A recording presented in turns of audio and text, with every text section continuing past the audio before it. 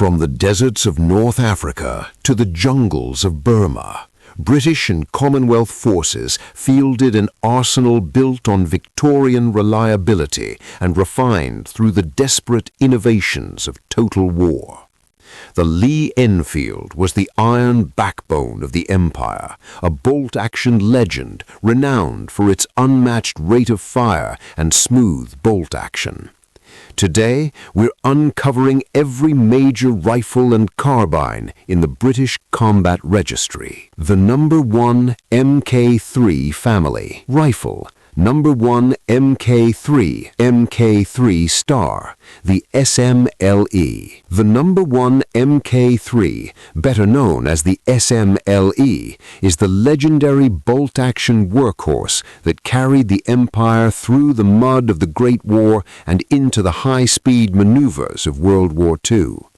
You'll recognize its iconic blunt nose cap where the woodwork meets the muzzle and the distinctive 10-round detachable magazine, double the capacity of almost every contemporary rival. It was a masterclass in speed, utilizing a cock-on-close mechanism that allowed trained Tommies to deliver the mad minute, overwhelming enemy formations with 30 aimed rounds in 60 seconds. Rifle number 1 Mk5, the transitional Enfield. The number 1 Mk5 was the rare transitional link between the old guard of the trenches and the modernized requirements of the 1940s infantryman. You'll recognize it by the aperture sight mounted directly to the receiver bridge and the extra barrel band sitting prominently near the nose cap for added stability. Issued in tiny numbers to the British Expeditionary Force in 1940, it proved that the Enfield design was evolving to meet the demands of modern, fast-moving combat, though its complexity eventually led to the more streamlined number 4.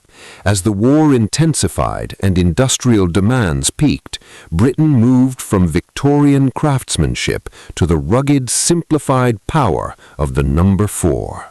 The number 4 family. Standard issue. Rifle number 4 Mk1. The number 4. The rifle number 4 Mk1, simply called the number 4, was the primary battle rifle for the British Army from 1942 onward, seeing action from the mountains of Italy to the ruins of Berlin. It is easily identified by its protruding stubby barrel extending past the woodwork and the simplified rear aperture peep sight that replaced the older barrel-mounted leaf sights. This rifle was built for the rigors of the European theater, prized for its extreme durability and an improved barrel that allowed for better accuracy during chaotic close-range firefights. Rifle number 4 Mk1. The North American number 4. The number 4 Mk1 was the North American answer to the Empire's desperate call for arms, produced across the Atlantic to keep the front lines fed. It looks nearly identical to the standard Mk1, but features a unique bolt removal notch cut directly into the receiver rail to simplify the manufacturing process. Produced by the Millions at Long Branch in Canada and Savage Arms in the U.S., it proved that massive industrial scale could still deliver a weapon capable of absolute battlefield reliability. When the fighting moved into the dense jungles of the Far East and the cramped interiors of transport planes, the Army needed a shorter, more aggressive blade. The Carbine family. Rifle number 5 Mark I. Jungle Carbine. The number 5 Mark I is famously known as the Jungle Carbine, a lightened, shortened variant of the standard Enfield designed for the most mobile units in the Empire. It's instantly identifiable by the large conical flash hider on the muzzle and the deep lightning cuts milled into the receiver to shave off every possible ounce of weight. It offered significantly improved handling in dense terrain and urban ruins, though soldiers frequently criticized its wandering zero and the bone-jarring recoil caused by its shortened frame and hard rubber butt pad. To reach out and touch the enemy from the shadows, the British deployed their most surgical and refined instruments of war. Specialized Precision Lineage Sniper Rifles. Rifle No. 4 Mark I T, the No. 4 Sniper. The No. 4 Mark I T was the premier British sniper platform of the war, issued to elite marksmen to paralyze enemy command and control.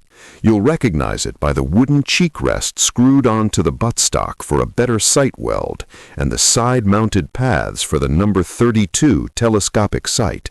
Converted by master gunsmiths at Holland & Holland, it was a highly refined precision platform that allowed snipers to neutralize high-value targets with clinical accuracy from hundreds of yards away. Rifle No. 3 Mark I T. The P-14 Sniper.